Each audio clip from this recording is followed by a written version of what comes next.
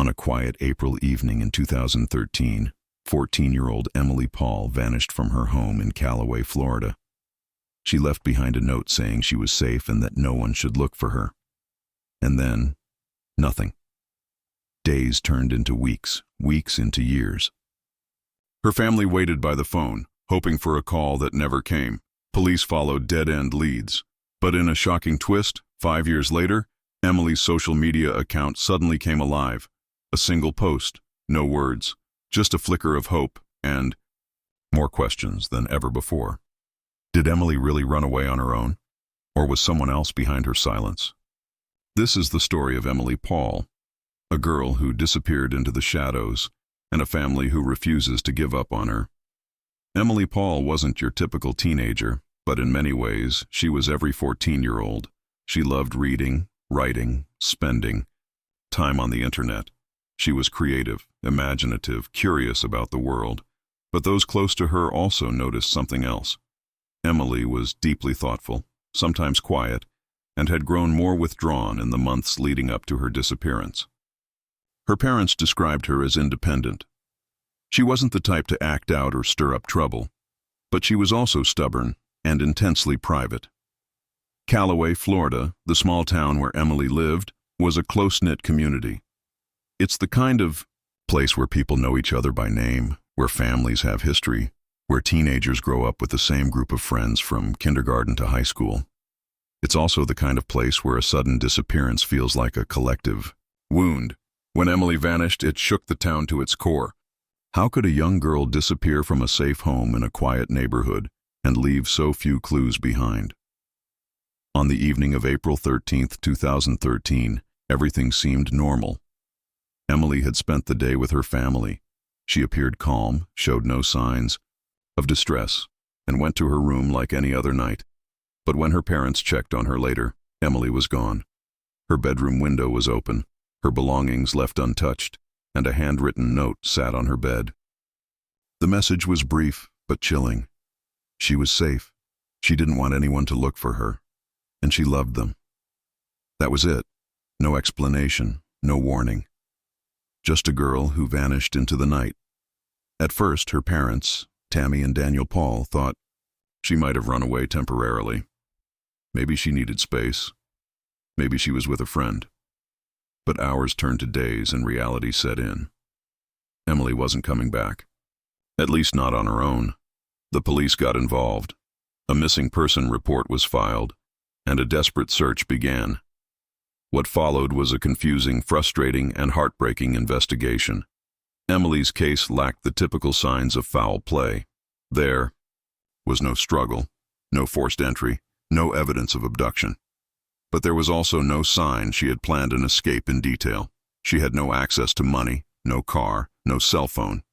So how did she disappear so completely? And who, if anyone, helped her? The community rallied behind the Paul family. Flyers went up around town. Candlelight vigils were held. Volunteers combed wooded areas. The sheriff's department opened a full investigation. The media picked up the story. Everyone wanted answers. But as time passed and no new leads emerged, Emily's case began to fade from public memory until 2018. That's when someone logged into Emily's Facebook account. It wasn't hacked. It wasn't fake. Authorities confirmed it was her real profile. A single video appeared. It was brief, blurry, and didn't show her face. But experts believe it was Emily, and that she was alive. The post was taken down soon after. No one could trace it. No new messages followed. But that brief online flicker reignited the mystery. Had she been alive the whole time? If so, why hadn't she come home? What was she running from, and who, if anyone, was she with all these years? This is more than a story about a missing teenager. It's a story about silence, the kind that creeps into every unanswered question, every long night, every unopened message. It's a story about hope that refuses to die. And it's a story that, even after all these years, demands answers. Because, somewhere out there, Emily Paul may still be watching. And maybe, just maybe, she's waiting for the right moment to speak. The timeline of Emily Paul's disappearance is alarmingly short and deceptively simple. But as investigators and her family soon discovered, the simplicity masked a deeper, more troubling reality. On the afternoon of April 13, 2013, Emily was at home in Callaway, a suburb of Panama City. She seemed quiet but not upset. Nothing stood out in her behavior. She spent the day doing ordinary things, watching TV, texting friends, and working on homework. There were no arguments, no suspicious calls, no signs of distress. Her mother later said she seemed peaceful. Around 6 p.m., she ate dinner with her family. Later, she went to her room. At some point after 7 p.m., Emily left the house through her bedroom window. She left behind most of her belongings, including her phone, school supplies, clothes, and personal mementos. The only clue was a handwritten note she placed on her bed. In it, she wrote that she was safe, loved her family, and did not want anyone to search for her. It was brief, emotionally distant, and eerily calm. When her parents discovered her missing later that night, they searched the house and surrounding area. It didn't take long to find the open window and the note. Panic set in immediately. The next morning, a missing person report was filed with the Bay County Sheriff's Office. Law enforcement began canvassing the area. Officers interviewed neighbors, classmates, and teachers. Her internet activity was reviewed, dogs were brought in, surveillance footage from surrounding roads and businesses was checked. Nothing. The biggest obstacle was the ambiguity of the note. Unlike typical runaway cases where a teen may take money, clothes, or communicate with friends, Emily left behind everything. Investigators weren't sure what to classify her disappearance as. A runaway? A possible abduction? Something in between.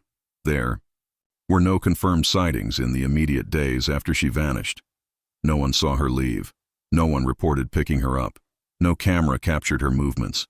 It was as if she walked out the window and disappeared into thin air. Authorities initially focused on the possibility that Emily had been groomed online. She was active on social media platforms like Facebook, Tumblr, and various forums. Investigators feared she may have been manipulated by someone posing as a friend or peer. Someone who convinced her to leave home, promising safety or love. But digging into her digital history revealed no definitive proof of such a person. No inappropriate conversations. No known online predators. No concrete evidence that anyone had been communicating with her inappropriately. Still, her family remained convinced that someone had influenced her decision. Emily's family was shattered. Her mother, Tammy, became a tireless advocate. She organized search parties, held vigils, and begged for answers on social media. Her father, Daniel, kept a constant eye on local tips and internet chatter. They both refused to give up hope. A few possible sightings trickled in over the years. One woman in Georgia claimed to have seen a girl matching Emily's description in a shopping mall. Another tip from Louisiana described a teen who said her name was Emma and appeared confused. But each lead dissolved under scrutiny. No credible confirmations. No trace. One troubling possibility remained in the background: trafficking. The region, close to major highways and known routes used by traffickers, raised fears that Emily may have been coerced or abducted into a life of exploitation. But again, no hard evidence ever confirmed this. Then came the twist no one expected. In 2018, 5 years after Emily vanished, a single post appeared on her old Facebook account. It was a video, just a few seconds long, uploaded late at night. The clip showed a darkened room, indistinct background sounds, and a glimpse of a person's hand moving past the screen. Experts reviewed the metadata. The IP address was traced to a region in South Florida. The account password hadn't been changed. The activity matched Emily's original login patterns. But most chilling of all, digital forensics confirmed the account hadn't been accessed since the night she disappeared. Her family was both relieved and devastated. The video was quickly deleted. Attempts to trace the IP address or triangulate the location were inconclusive. Facebook declined to release more data without a court order. And just like that, the trail went cold again. Investigators now faced a difficult truth. Emily may have run away, but she hadn't disappeared by accident. She was alive, at least as of 2018, which meant she either didn't want to be found or couldn't safely return. For her family, the pain of not knowing became a daily battle. Every milestone missed, every birthday without her, every holiday with an empty chair. Yet they never gave up. They kept her room just as she left it. They celebrated her birthdays. They left the porch light on. As of today, Emily Paul is still listed as a missing person. There have been no confirmed sightings since the 2018 post. No contact, no letters, no phone calls, but her family's message remains unchanged. Emily, if you're out there, you are loved. You are missed, and it's never too late to come home. As the years passed without solid answers, speculation around Emily Paul's disappearance took on a life of its own. Was it a carefully planned runaway, a case of online grooming? Could she have been lured into human trafficking? Or was there something darker and more complex beneath the surface? The most widely accepted theory early on was that Emily had run away voluntarily.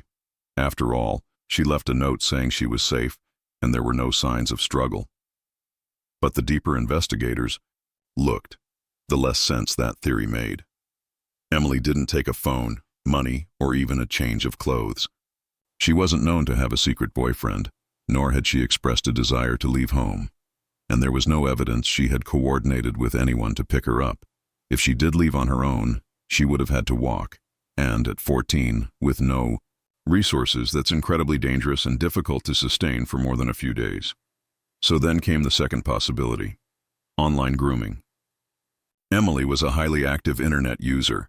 She frequented Tumblr, Facebook, and forums that catered to teens interested in writing, art, and fantasy. These communities are often safe spaces, but they can also be prime hunting grounds for predators who know how to manipulate vulnerable youth. Could someone have slowly built her trust online, offered her a way out, and then facilitated her disappearance? Authorities looked into her online activity extensively. While no explicit conversations or exchanges were ever found that confirmed grooming, that doesn't mean it didn't happen. Experts often warn that digital footprints can be wiped or disguised, especially by seasoned abusers. And Emily was smart. If she sensed something wasn't right, she might have deleted messages or been coached to hide evidence. The third theory, more chilling and less comfortable to talk about, was that Emily could have been abducted or coerced into trafficking. Bay County is near major highways and has been flagged as part of routes used by trafficking rings moving young people through Florida and across state lines. Emily's complete disappearance, combined with her age and the lack of credible sightings, fit some patterns seen in trafficking cases. But again, there was no physical evidence, no vehicles, no eyewitnesses, no digital breadcrumbs leading in that direction. One more theory, though more speculative, still lingers in some circles: that Emily may have been trying to escape something at home.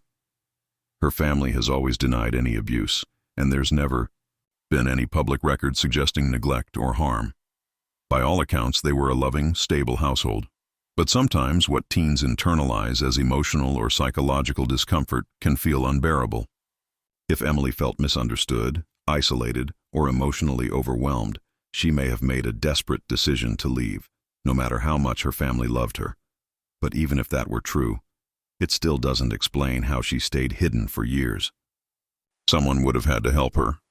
Someone would have needed to provide shelter, food, and a new identity. And the brief reappearance of her social media profile in 2018 only deepened the mystery. That post.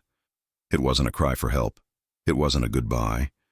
It wasn't even a message. It was just a moment, a flicker, a reminder that Emily was out, there somewhere, aware of the life she left behind and choosing not to return to it. Law enforcement agencies haven't given up. The case remains open with the Bay County Sheriff's Office. Periodic reviews are conducted. Leads, however rare, are followed. But without new evidence, progress is slow. Emily's parents have tried to navigate the impossible tightrope of hope and grief.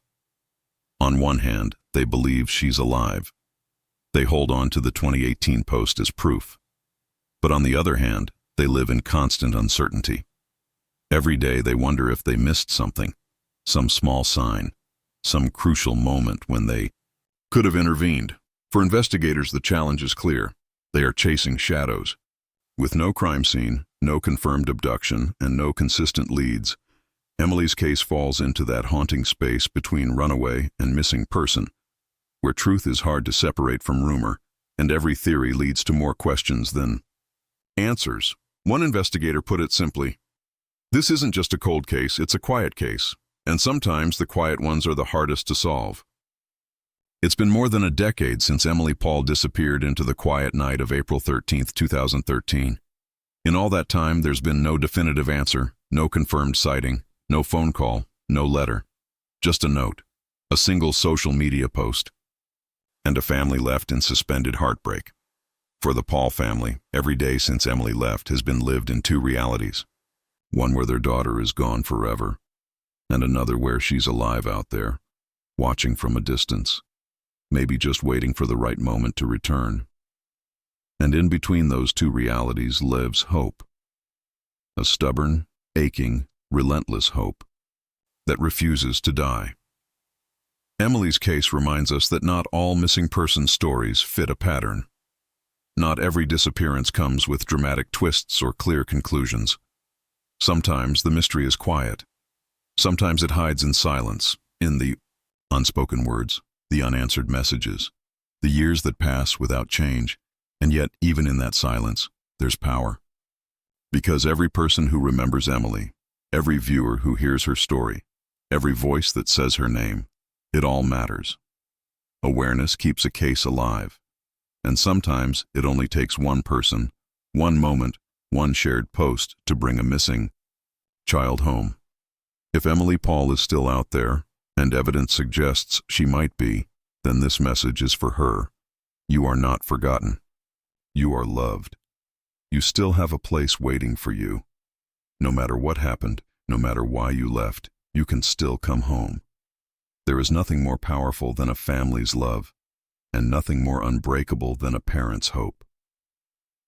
To everyone watching, remember, behind every missing person's photo is a story like this, one full of questions, full of heartbreak, full of people who refuse to give up. If you have any information about the disappearance of Emily Paul, please contact the Bay County Sheriff's Office or the National Center for Missing and Exploited Children, because someone out there knows something, and someone out there might be Emily.